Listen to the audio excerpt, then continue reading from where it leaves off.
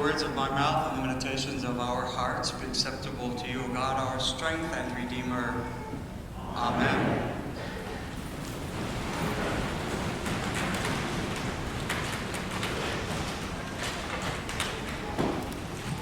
You may have noticed that I frequently, if not every Sunday, say, thank you for being here. You could be any number of other places on a Sunday morning, including being at home, sipping coffee or tea in your jammies, and I know that. So thank you for being here this morning. That thank you affirms who you are and the decision you made to be here. That thank you taps into something deep inside me when I express it either silently or aloud. In a recent Harvard University study, the author wrote the following: with gratitude, people acknowledge the goodness in their lives. In the process, people usually recognize that the source of that goodness lies at least partially outside themselves. As a result, gratitude also helps people connect to something larger than themselves. In positive psychology research, gratitude is strongly and consistently associated with greater happiness. Gratitude helps people feel more positive emotions, relish good experiences, improve their health, deal with adversity, and build strong relationships. So it would seem to me that expressing gratitude in life does as much for the intended recipient as it does for the one offering the thanks. Yes, they are about having lost all kinds of different things, particularly in today's gospel. There are two parables in today's gospel that have quite a bit to do with giving thanks. Yes, they are about losing things or temporarily misplacing things, and they are about the thanksgiving offered having found that which is lost. I believe there's an important lesson to be learned in this gospel passage. Each of us can learn to reflect on the many blessings of our lives, and especially people in our lives for whom we give thanks. Verbally expressing thanks can open a door to a special two-way communication, a door very much in keeping with Jesus and the way of Jesus. Think, if you will, about the familiar story of the woman at the well. Jesus encountered her, and by acknowledging her and being present to her, affirmed her goodness. I have no doubt that she was forever changed by that encounter. Last week, we pulled out all the stops with a joy-filled celebration Sunday. At the 10:30 Eucharist, we experienced the return of the choir, the return of lots of little children, and a social hour and ministry fair, which were just amazing. All of those things took serious commitment, planning, and execution. So please join with me in offering a huge thank you for a Sunday of energy, enthusiasm, and joy. Let us say thank you to those who gave so much so that we could experience the grace of celebration as we kicked off our program year. Today's gospel poignantly reminds us that sometimes it is the losing of things that we come to appreciate the value of those things or those people in our lives. Some of us, and my guess, all of us, have lost loved ones and friends over the years. Some of us have experienced the ending of a relationship which brought forth feelings and emotions of loss unlike any other. The people of the Bahamas have lost so much because of Hurricane Dorian.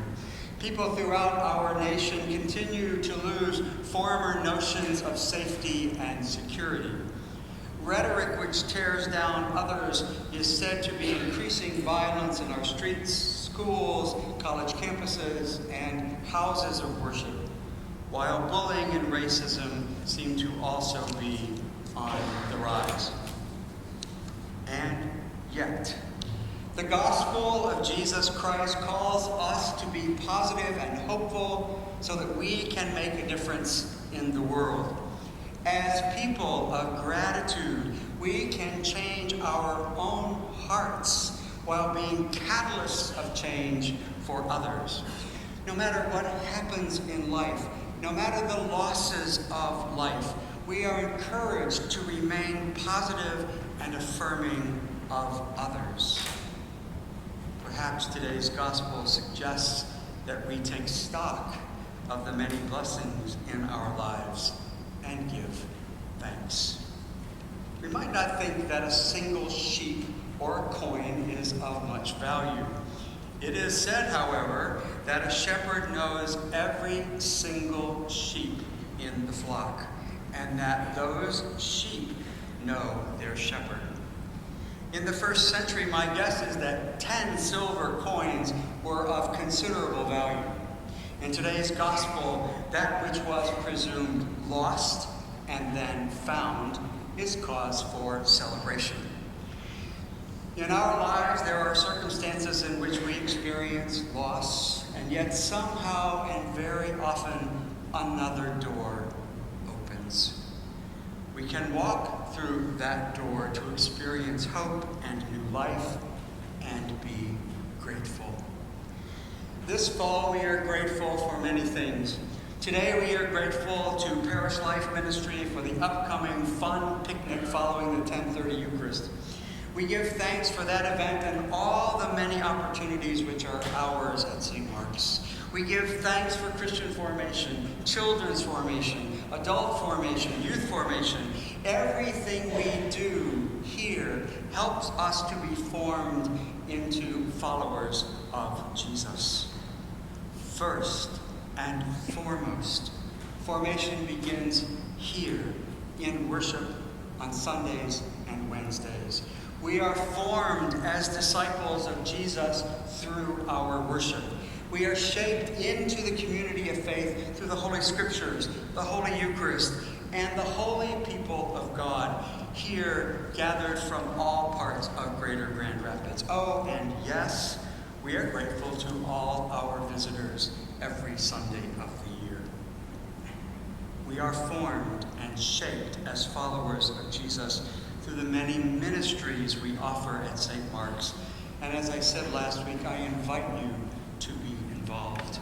Take a look at the ministry directory to see the many opportunities available for being further formed and shaped in the way of Jesus. Today, we give thanks and we welcome Preston Marchand into that way of Jesus in the sacrament of baptism. Through blessed water soon to be poured into the font by our little ones, and the formula, I baptize you in the name of the Father and of the Son and of the Holy Spirit, Preston will begin his journey as a follower of Jesus.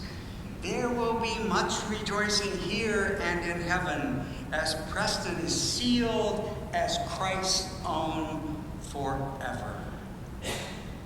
As a follower of Jesus, and if baptized, you were sealed as Christ's own forever. What does that mean? What does that commitment to Christ and Christ's commitment to you mean for you in your spiritual lives?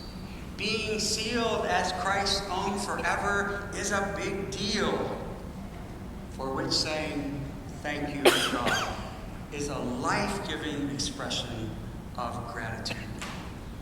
I invite you into a world of gratitude and thanksgiving. I invite you to reflect on the many blessings of life and to give God thanks. I invite all of us to offer thanks to God and to others, for in doing so, the rewards of gratitude and graciousness can hardly